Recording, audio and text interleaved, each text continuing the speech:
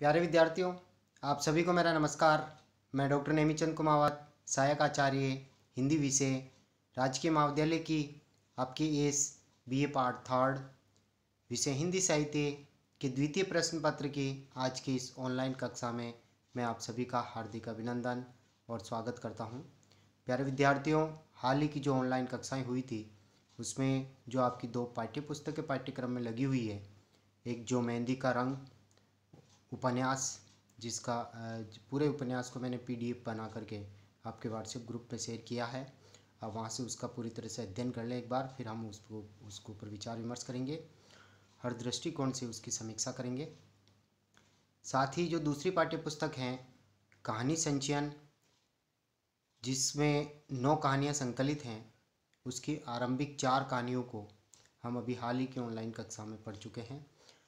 पहली कहानी के रूप में आपने उसने कहा था चंद्रधर शर्मा गुलेरी जी की कहानी को पढ़ा।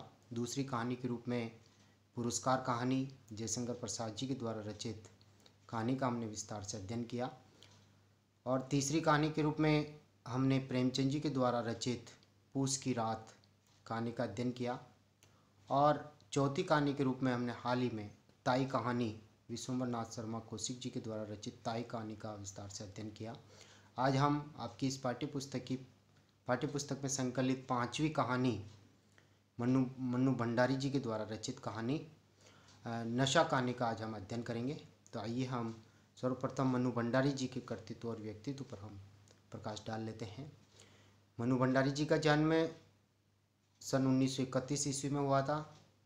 20वीं शताब्दी के छठे दशक में जिन महिला कथाकारों कहानीकारों ने अपनी एक अलग पहचान बनाई, उनमें मन्नू भंडारी जी और उषा प्रेमवदा के नाम अग्रणी हैं, अग्रिम पंक्ति में उल्लेखनीय हैं।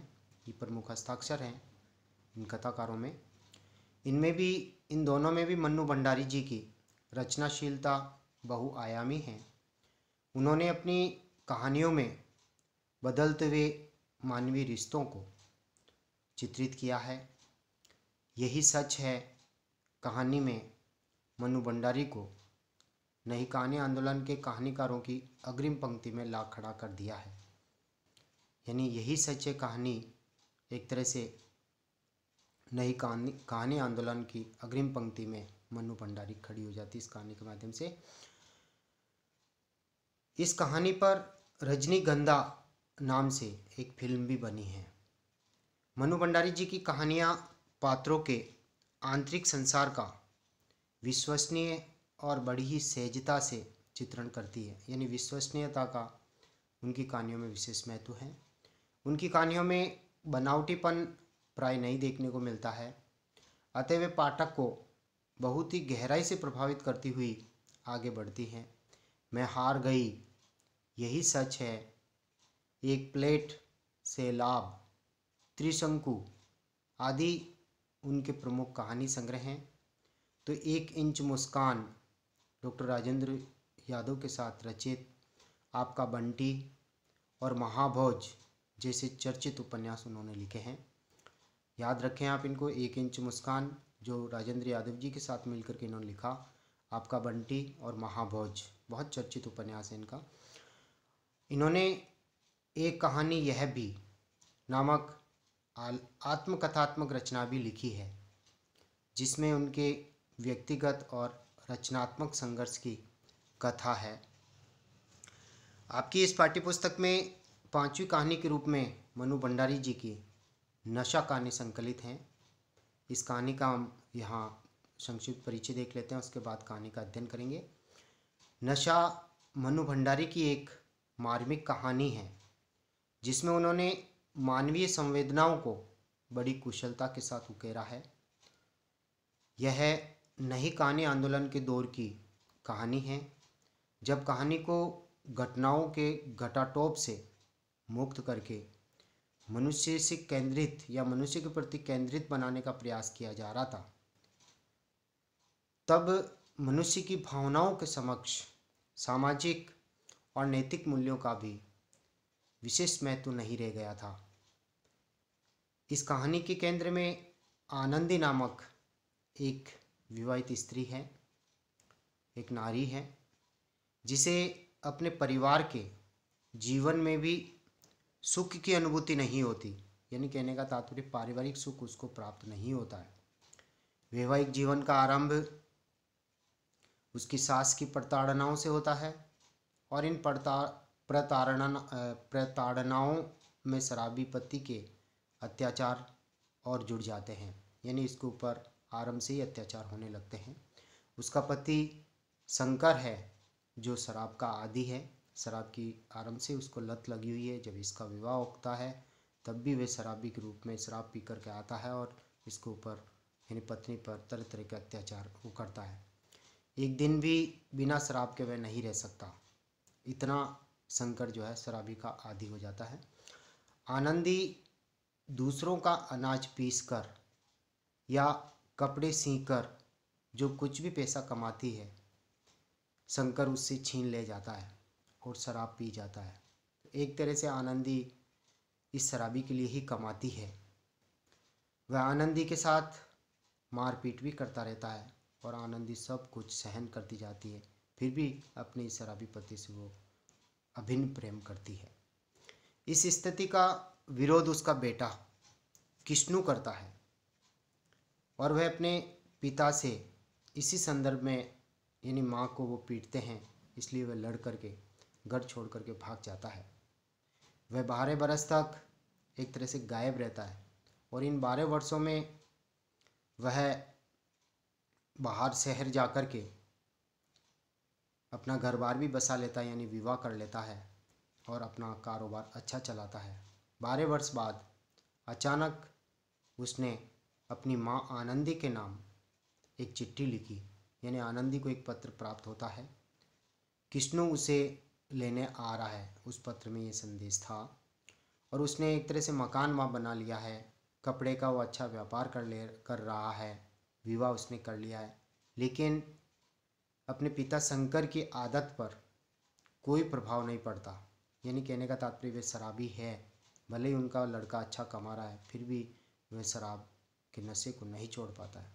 किष्णु जब आता है और आनंदी को अपने साथ ले जाता है, वहाँ आनंदी को हर प्रकार की सुख सुविधाएं उसका पुत्र किष्णु उपलब्ध करवाता है, किंतु आनंदी का मन भी अपने पति में अटका रहता है। यानी शराबी पति है तो क्या हुआ, है तो उसका जीवन साथी ही, वो भले ही वो मारता है, पीटता, अत्याचार करता है, लेकिन आनंदी मन से ही उसे प्रेम करती है। यानी एक तरह से शंकर को जो नशा है वो शराब का नशा है, जबकि आनंदी को जो नशा है वो अपने पति से प्रेम का नशा है। उसे लगता है कि बिना शराब के शंकर मेरे बिना कैसे रहता होगा, उसे पैसे कहाँ से मिलते होंगे, वह शराब के बिना एक दिन भी नहीं रह सकता। इसलिए वह पड़ोसियों के कपड़ों की सिलाई करके, यानी वहाँ अपने पुत्र के पास में, किष्णु के पास में पड़ोसियों के कपड़ों की छाने छुप के सिलाई करके पैसे इकट्ठे करती है और अपने प्रेम को बचाने के लिए, यानी अपने जीवन साथी शंकर को बचाने के लिए वह मनी ऑर्डर के माध्यम से 20 रुपये भेज देती है। और ये रहस्य जब किष्णु के समक्ष खुलता है तो आनंदी अत्यधिक शर्मिंदा होती है। तो कहने का तात्पर्य आनंदी का प्रेम आरंभ से ही अपने पति से है। तो आनंदी को एक तरह से जो नशा है वो पति प्रेम का नशा है, और शंकर उसके पति को जो नशा है वो शराब का नशा है, और शराब की लत में वो डूबा हुआ है। कहानी में आनंदी के मन की गहराई से पड़ताल की गई है। आनंदी के मन की गहराई से पड़ताल की गई कि वह मन से अपने पति को कितना चाहती है। आनंदी जानती है कि उसके पति शंकर की नशा करने की आदत बहुत खराब है और आरंभ से ही वह लत है, यानी जब उसका विवाह हुआ उससे पहले से ही उसको ये लत है। जब वह ससुराल में आई तो सास की प्रताड़नाओं से वह दुखी हुई और पति के द्वारा जब शराब की लत थी तो मारता पीटता और उसके ऊपर अत्याचार करता, फिर भी वह उसे सहन करती जाती है और अपने पति के प्रति मन से वह प्रेम करती है और गहराई से जुड़ी रहती है। ये जुड़ाव भी तो एक नशा ही है जिसके सहारे आनंदी जी रही है और हर प्रकार की तकलीफ सहन करती जाती है। यदि शंकर को शराब का नशा है तो यहाँ इस कहानी में हम आनंदी के प्रेम को और प्यार को हम देख करके कह सकते हैं कि ये उसके प्रति, पति के प्रति जुड़ाव और लगाव का आनंदी को नशा है। और ये नशा अधिक आत्मीयता के साथ, गहराई से और स्वाभाविकता के साथ जुड़ा हुआ है, जिसे मनु भंडारी जी ने इस कहानी में रेखांकित किया है। तो यहाँ आनंदी जो है इस कहानी की नायिका है और शंकर जो है इस कहानी का नायक है। शिल्प की दृष्टि से कहानी बहुत ताजगी से भरी हुई है और अधिकांश कहानी पूर्व दीप्ति शैली यानी फ्लैशबैक यानी पूर्व घटनाओं का स्मरण करते हुए और आगामी घटनाओं से ये बुनी गई है, जो भावनाओं के ज्वर को बड़ी ही तीव्रता और गहराई से अंकित करती जाती है। आनंदी का चरित्र सारी सामाजिक मर्यादाओं और आदर्शों से ऊपर उठकर एक सच्ची मानवीयता के साथ उभरता है और पाठक से रागात्मक संबंध स्थापित करता जाता है कि नारी किस तरह से, भारतीय नारी अपने पति से अभिन्न रूप से वह जुड़ी हुई और किस तरह से गंभीरता के साथ वह उससे प्रेम करती, उसकी सारी बुराइयों को दरकिनार करते हुए, सब कुछ अत्याचारों को सहन करते हुए भी वह अपने पति की मंगल कामना ही करती है कि कैसे न कैसे वे जीवित रहें और उसका सुहाग बचा रहे। तो इस तरह से मनु भंडारी जी ने आनंदी के चरित्र को इसमें उभारा है। और इस कहानी में मुख्यतः 3 ही पात्र उभर करके आते हैं। एक शंकर हैं जो शराबी हैं और आनंदी का पति हैं। दूसरी आनंदी स्वयं एक पत्नी है शंकर की, और इन दोनों का, शंकर और आनंदी का एक बेटा है कृष्ण, जो शंकर के द्वारा यानी अपने पिता के द्वारा जब माता को मारने और पीटते थे, वो जब ये शंकर बीच में आया तो इसको एक तरह से ये गुस्से में आकर के घर छोड़ करके भाग जाता है और अंततः आनंदी को अपने पास ले जाता। फिर भी आनंदी का जो है शंकर के प्रति प्रेम बरकरार रहता और छा में छिप करके वह सिलाई करती है पड़ोसियों के कपड़ों की और 20 रुपये का मनी ऑर्डर इनके पास भेज देती है। तो एक तरह से रहस्यात्मक घटना उभर कर आती है कि जिस तरह से शंकर को शराब का नशा है, उसी तरह से आनंदी को भी अपने पति से प्रेम और लगाव और जुड़ाव का नशा भी है, जो अंत तक नहीं छूट पाता है।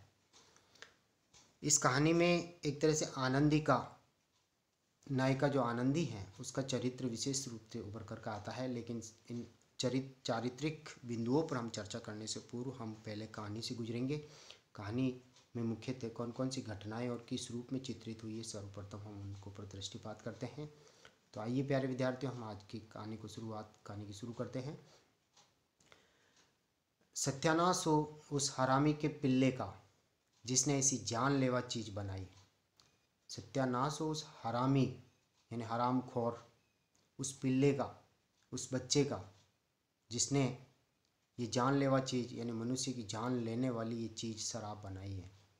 खाली बोतल को हिला हिलाकर शंकर इस तरह ज़ोर ज़ोर से चिल्ला रहा था जिससे कि रसोई में काम करती हुई उसकी पत्नी सुन ले। यानी पत्नी को सुनाने के लिए ही ये बात इसने कही कि हरामी उस पिल्ले का, एक तरह से जानलेवा चीज़ जिसने बनाई कि मेरी जान लेकर के छोड़ेगी, ये शराब। खाली बोतल को हिलाते हिलाते शंकर जोर से चिल्ला रहा था और रसोई में उसकी पत्नी जो काम कर रही थी वहाँ तक उसकी आवाज़ पहुँच गई।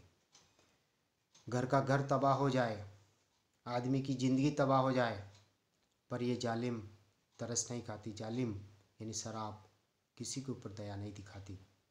कैसा मूर्ख होता है आदमी भी, वे समझता है वे इसे पी रहा है, पर असल में आदमी शराब को नहीं पी रहा है, बल्कि आदमी को वह शराब पीती है। आदमी की जान को, आदमी के खून को पीती है, यानी यह शराब आदमी को खुद को पीती है, उसकी जान को पीती है, उसके खून को पी जाती है और उसके ईमान को पी जाती है। हाँ, यूं ही बकता बकता खाली बोतल का मुंह घुमाता हुआ शंकर रसोई के दरवाजे पर पहुंच गया। देखा ये खाली हो गई और बोतल को उल्टी करते हुए बोला, एकदम खाली, जो मेरा जान लेकर के छोड़ेगी। अब मैं चाहता हूँ कि मैं इसे भरूं और पीऊं। ये कमबख्त चाहती है कि वे मेरे पेट में भर जाए और मुझे पिए, दोनों खूब पिए, यानी शराब मुझे पिए और मैं शराब को पीऊं। इस तरह से यानी एक तरह से शंकर के जीवन का अभिन्न अंग शराब बन गई थी और शराब का अभिन्न अंग शंकर बन गया था। इस तरह की ये कहानी का ताना बुना आरंभिक रूप से आरंभ होता है। कथा वस्तु फिर आगे बढ़ती है। आनंदी सिर झुकाए हुए जो कि मोटी मोटी रोटियां सेक रही थी, यानी अपने घरेलू गृहिणी का कार्य कर रही थी, वे सब सुनती हैं पर बोलती नहीं, यानी पति की इन प्रतिक्रियाओं का प्रतिकार नहीं करती है। क्या बोले, बोलने को उसके पास कुछ है भी नहीं। वे बोली और उसको मारना पीटना शुरू कर दिया जाता है, उसके ऊपर अत्याचार होते हैं। कभी भी तो कुछ नहीं कहा उसने। वाणी कुंद हुए वर्षों हो गए। कुंद यानी कमल की पंखुड़ियाँ जिस तरह से कुंद होकर बंद हो जाती है, वापस कली बन जाती है, वापस सिकुड़ जाती है, उसी तरह से उसकी वाणी मौन है। काफ़ी वर्ष हो गए वो कुछ नहीं कहती। वह जानती है वह जानती है शंकर को कल पीने को नहीं मिला। उसे पता है कि शंकर को कल पीने को नहीं मिला क्योंकि पैसे नहीं थे। वह बहुत कष्ट पा रहा है, यानी शराब नहीं मिलने के कारण कष्ट पा रहा है। परसों उसने बहुत चाहा था कि किसी तरह कुछ पीस डाले, पर उठा ही नहीं गया, यानी उसकी हिम्मत ही नहीं थी कि उठ करके मैं पीस करके मजदूरी के पैसे लाऊं। सारा बदन जैसे जुड़ गया था, यानी जकड़न आ गई थी बदन में, क्योंकि गठिया रोग उसे था। तो इस गठिया ने उसे अपाहिज बना दिया है, यानी गठिया रोग, घुटनों का रोग, जिससे वो उठ नहीं पाई, चल नहीं सकती, मेहनत मजदूरी नहीं कर सकती, उसी इस चीज़ का दुख है। अपाहिज हो गई एक तरह से वह। कल सारे दिन शंकर बका था, पैसे नहीं थे शराब पीने के, इसलिए आनंदी पर 2-3 लातें भी उसने पड़ी थी, यानी 2-3 लातें उसने जमाई, यानी उसको मारा पीटा अत्याचार किया, पर वह पैसा नहीं दे सकी क्योंकि पैसे थे ही नहीं उसके पास। गठिया रोग उसके हैं और वो कहीं कमाने भी नहीं जा सकती थी। तो इस तरह ये कहानी एक अलग मोड़ लेती है यहाँ से आगे। कल रात को तूने बड़ी देर तक पीसा था आनंदी, यानी आनंदी अपने आप से कह रही, कल देर रात तूने बड़े देर तक पिसाई की थी, पिसाई नहीं मिली क्या? यहाँ शंकर कह रहा है कल रात तूने बड़ी देर तक पीसा था हे आनंदी, पिसाई नहीं मिली यानी मजदूरी नहीं मिली क्या? बिना पिए शायद शंकर को सारी रात नींद नहीं आई, इसलिए शंकर ने ऐसा कहा। तभी तो उसे मालूम है कि उसने सारी रात पीसा, नींद नहीं आई है इसलिए पता था कि सारी रात पीसा, लेकिन मजदूरी नहीं मिली। पर पिसाई कैसे दे दे वे पियासी, यानी वह पिसाई यानी मजदूरी कैसे उस शंकर को दे दे। आनंदी का मन बड़ा बोझिल हो आया। एक हुक सी उठी मन में, हथेलियों के छाले पीड़ा उठे, यानी रात भर उसने पिसाई की इसलिए हथेलियों में छाले पड़ गए हैं गट्टी पीसने के कारण। पर शंकर को फिर नींद नहीं आएगी। ये जौ की रोटियां जो उसने बनाई है वह खाएगा नहीं, क्योंकि जब तक वह शराब नहीं पिएगा तब तक वह रोटी भी नहीं खाएगा। सारी दोपहरी सारी रात बकेगा, तड़पेगा और उसे फिर मारेगा, यानी आनंदी को मारेगा पीटेगा। इसलिए आनंदी उठी, तांबे की एक कटोरी में से कुछ पैसे ला करके उसने शंकर के हाथ में रख दिए। तेरी जैसी सती नार का भगवान जरूर भला करेगा आनंदी, यानी उसके पति ने कहा तेरी जैसी सती स्त्री, पतिव्रता स्त्री, सती सात्वी स्त्री जो पति से इस तरह से प्रेम करती है और शराब के पैसे कमा कमा करके ला करके देती है, तो तेरा भगवान जरूर भला करेगा। तेरा बेटा भी एक दिन लौट आएगा, यानी वो दुआएं देता है कि तेरा बेटा जो लड़ करके गया है वो भी एक दिन लौट करके आ जाएगा, क्योंकि पुत्र वियोग में माँ भी नहीं रह सकती, जरूर जरूर लौट आएगा।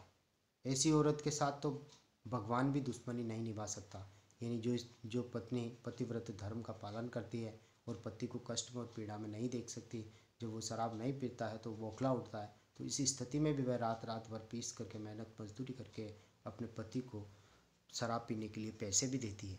तो इस तरह से पति की दुआएं यहाँ उभर करके आती है कि वह पत्नी जो है स्त्री की भाग्यवान पत्नियाँ प्रत्येक पुरुष को मिलती रहें। तो प्यारे विद्यार्थियों, आज की इस ऑनलाइन कक्षा को हम यहीं समाप्त करेंगे। अगली ऑनलाइन कक्षा इसी पृष्ठ संख्या 57 से हम आरम्भ करेंगे।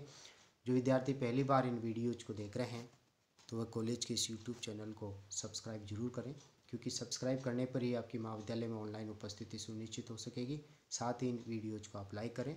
आप सभी को बहुत बहुत धन्यवाद। जय हिंद, जय भारत, थैंक यू।